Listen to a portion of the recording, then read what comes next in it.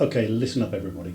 The technology for free energy exists, but it's being covered up by the Illuminati, the Women's Institute and the Freemasons. But at the risk of my own life, I'm going to show you how to do it.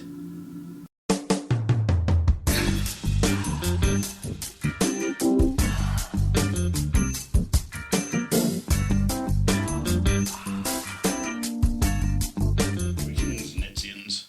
This isn't really about free energy, it's about waste energy.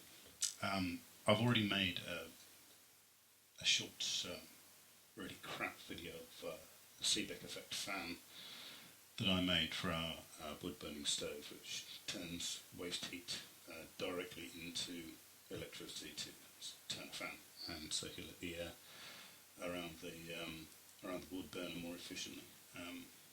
So that's just using waste energy. And here we have a box of waste energy. And some of these dry cells in here still have a bit of life in them, and they're not good enough to be used in any modern electronics. Not much use in a torch or flashlight, because they're just pretty near dead. They're all going to be sort of below a volt, and therefore they're going for recycling. But why not try and squeeze the last little bit out of them? So how are we going to do that? Well, one of my favourite YouTubers is Big Clive. He's a very funny guy and he certainly knows his stuff. I'll put a link in the description to his channel. He's well worth a look, and I definitely suggest you subscribe to him. He came up with this version of a flyback oscillator, and he called it the Joule Thief. It was inspired by a circuit by J. Copernic, and it's basically a transistor, a resistor, a center tapped transformer and a light emitting diode, and it will run a battery almost completely flat. It's brilliant. So what we're going to do, in fact I'll show you one here which I tacked up last night. This is a pretty flat battery. It's driving an LED, and as you know, an LED will not run from, one of these 5mm LEDs will not run from 1.5 volt battery, let alone a pretty flat 1.5 volt battery. So we've got our LED, we've got our NPN transistor, and we've got our 1K resistor and our center tap transformer. So instead of just tacking it up like this, we're going to build it on a piece of strip board, and then you can do what you like with it. What I thought would be quite fun would be to make a little nightlight. So get yourself an aerosol cap, make your little Joule Thief, stick it in there, and let's turn some lights off, and you've got a nice little nightlight that will run for a very long time on an almost flat battery. Let's put some lights back on here. So how are we going to do this? We're going to need a piece of board. We're going to need an NPN transistor. This is an NE222. We're going to need a ferrite core. You can grab one of these from pretty much any piece of scrap electronics you've got lying around. We're going to need, I'm going to use 2 meters or 6 feet of varnished copper wire, sometimes called enamelled copper wire. It's not enamelled, it's varnished. So what I've done here is I've recovered this from an old isolation transformer from a switch mode power supply. So I've folded it in half, and we're going to wind ourselves a transformer using this this toroid, and we're also going to need a 1K resistor and a red LED, which I have over here. Come here, a red LED. Why a red LED? Well, I'll tell you why a red LED. You can use a white one. I've got one here which I use. This is another one using Joule Thief. That's just used so that in the downstairs hall, so that you don't have to switch the lights on in the middle of the night if you need to go to the loo, and of course that runs for free. So yes, why a red LED? Well, I'll show you why a red LED. There we go. Let's get some. Just put this in here for the exposure. Handy little component tester here, which will demonstrate why we're using red. You can use any colour you like, but a red LED will last longer in this circuit than any other, because if we pop this into this little tester here, it will show us that our forward voltage drop on here is 1.9 volts, which is fairly typical for a red LED.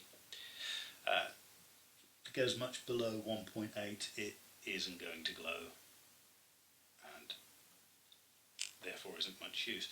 A white LED, whack that one in there, will give us a forward voltage drop of 2.8 volts. So you can see why I prefer, if you're using it as a nightlight, red's better. Definitely don't use blue for a nightlight. Blue is a very bad colour if you want to sleep. I'd Google that if I were you, because I'm not going to go into it, and it's all pretty much theory. But yeah, blue light and sleep aren't really conducive, apparently. So that's why we use the red LED in this case for the nightlight. Now then, let's have a look how we're going to lay out this Vera board, or strip board.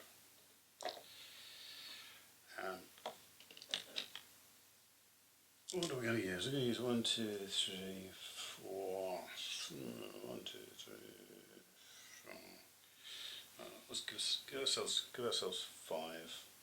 So these are the conductive strips going across here. So we'll go. And let's draw in the circuit.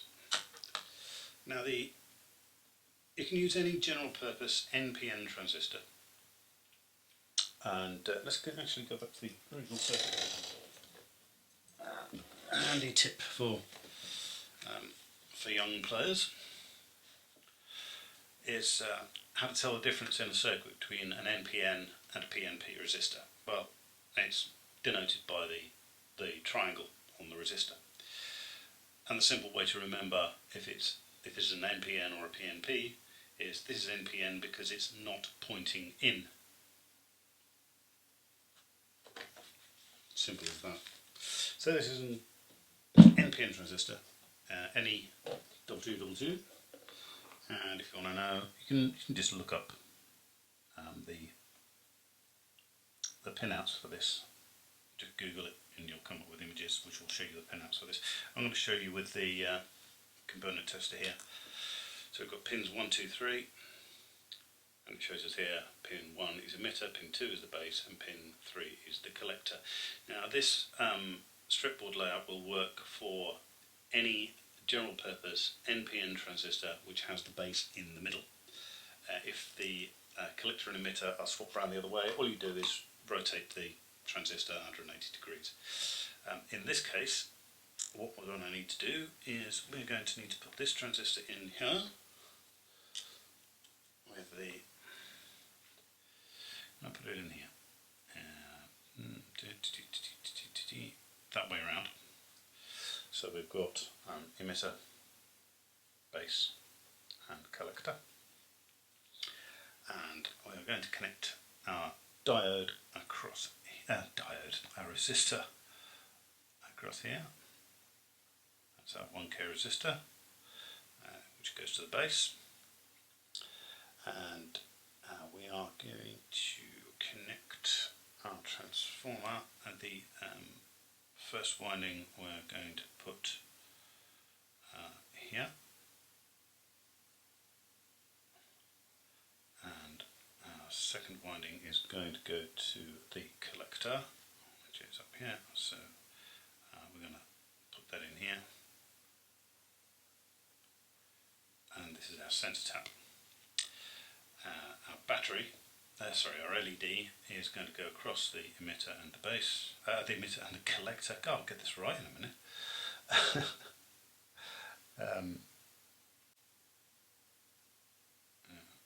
There.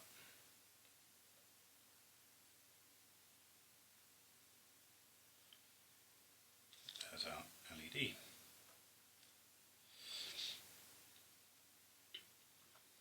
I think I've got that right. Let's go back to the circuit and make sure I've got this go. So we've got the anode on the collector and the cathode on the emitter. Anode on the collector and the emitter. Yep. So that looks good to me. And all we need now is our battery, which we are going to connect here. And here. So positive there and negative there. And just to get the plus in there, just to show you. So there's our layout.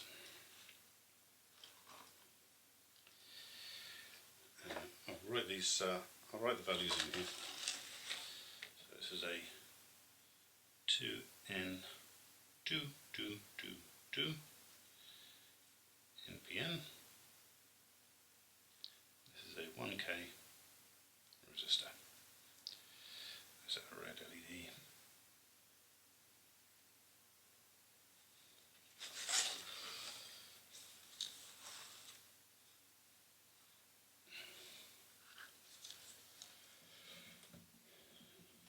First thing to do then is to wind our transformer.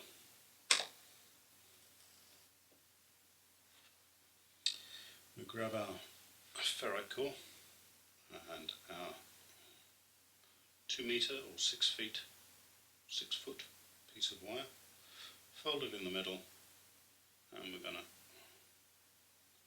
get nice and tight there. I'm going to thread that through,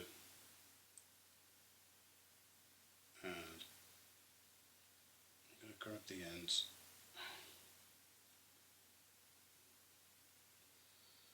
Make sure we've got plenty in there. I'm just going to hold on to those for the first few turns, just to make sure they're not going to slip.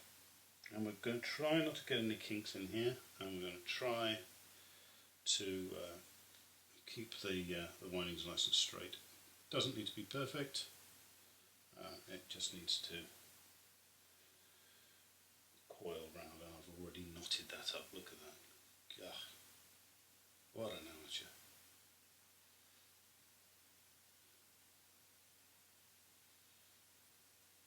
Right, I'll get this unknotted and then we'll get it wound.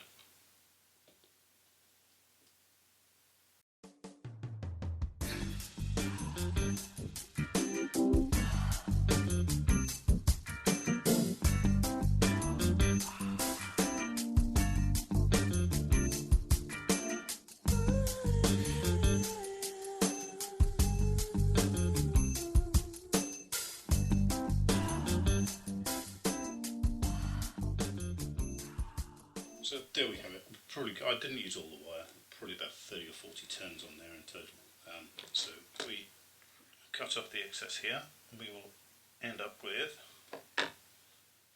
2 tails. What I prefer to do, I'm going to tin these now. So let's just set the soldering iron to the correct temperature, and I'm just going to scrape away some of the varnish. You can just boil it off with solder, I like to give it a bit of a head start when tinning. Don't cut it off like that. That's just dumb. Let's pull that turn out. Or not.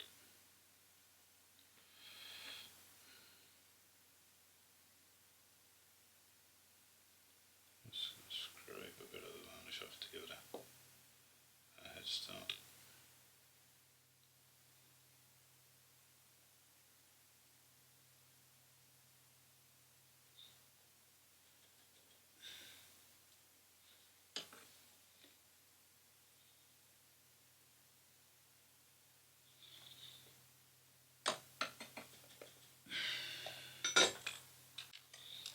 Okay, move those tin nicely. Yep, they'll do. Right, so what we now have to do is take, because what we effectively have here is two coils, because the bit that we bent over, we've cut off. We now have effectively two coils around this toroid. So we have to take the end of one and join it to the other to make the sensor tap. So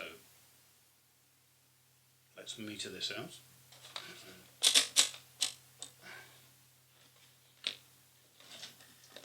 Find out what we've got where.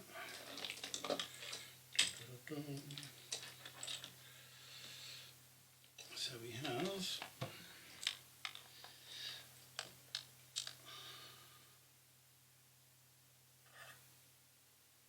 that, and that is one coil.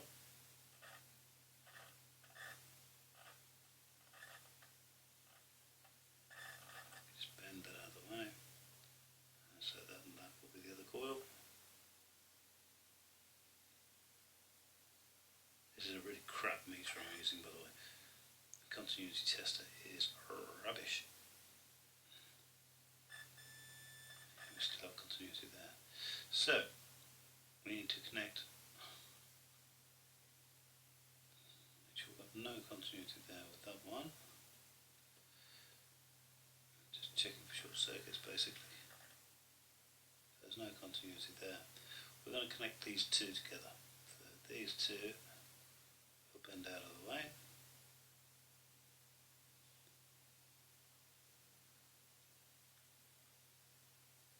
And these two we're going to twist together. You two out of the way, you two come together here.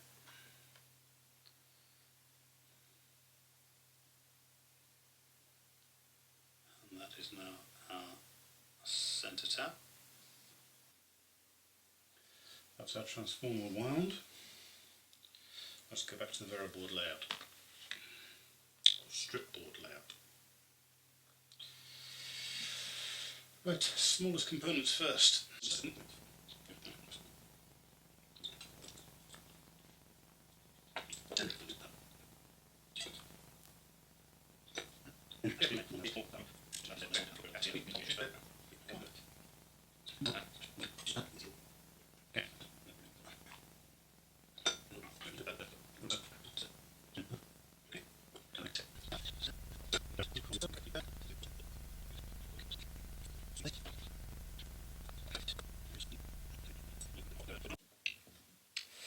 So we need some power now.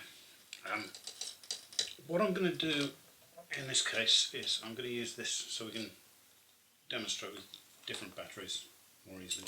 I haven't got a single cell case to hand, so a single cell battery box, a single cell box, not battery box. So I'm using this battery box with a handy switch on it, which I've recycled from some cheap Christmas lights. So I'm going to use this one so we can swap batteries in and out and demonstrate that it works. What I've done is I've taken the negative connection off there and basically soldered it there, so it's just a single cell box with a switch on it.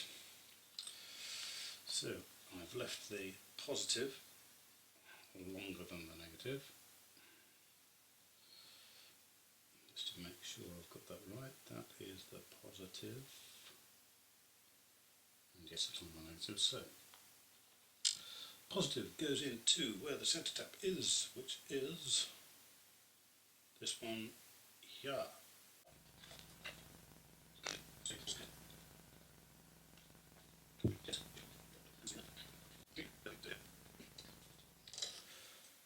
Okay, let's give it a try. Now then.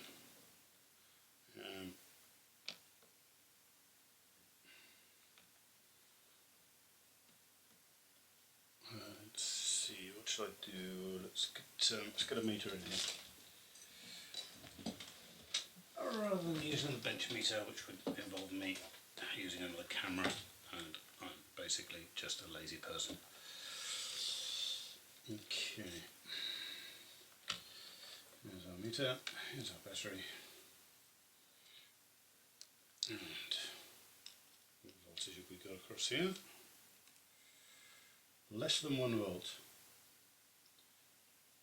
and as we saw, the forward voltage drop of that diode is a lot higher than that. And this is where I make a complete fool of myself. Let's get rid of this. Yep, this is where I make a complete fool of myself because it's not going to work. Switch it on.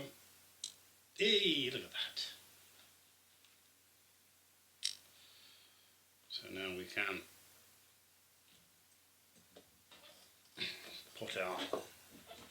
You can pop this into your aerosol cap with epoxy or something like that, and then have your single cell holder there, so you can change it for other dead batteries if you like. Well, not dead batteries, but no longer useful batteries. And this will run literally for weeks and weeks if left switched on. One thing to note though, this does need a bit of a kickstart. Although this will run down to it'll run the cell down to ridiculously low voltages. I've heard tale of sort of 0.2 volts, and it still runs the LED, but it does need a kickstart. So it'll need to be around 1.6. In fact, we'll test that. What voltage it actually needs to actually start the oscillator running, and then what voltage it'll go down to. So let's re-equip our meter with some crop clips, and we'll plug this into the power supply, and we'll vary the voltage, and we'll see what happens. And I'll also show you the trace on the oscilloscope of the output. We now have some romantic mood lighting. So as you see, we've got the battery voltage, which is now on the power supply. That's set to 0.6, 0.7 volts. Let's just gradually take it down and see where it drops out. So the battery we had in there, remember, was 0.9. It was less than a volt. So we're still going down at half a volt. It's still going. Starting to dim. Still going. Out of 0.43. It's getting dimmer, but it's still working. And 0.4, just barely glowing. And as soon as you drop below 0.4 of a volt, the oscillator stops running, and that's it, the LED's off. So let's take this back up again, and I'll show you what I mean by kickstart. So we're going to take this down to about 0.45, somewhere around there. So at 0.43, it's still running. 0.43, 0.44. Let's take the power off and put it back on again at the same voltage. Nothing. It does need that kickstart, and on this circuit that kickstart voltage is somewhere around, take it up very, very gradually. Yep, yeah, it's just under 5 volts. So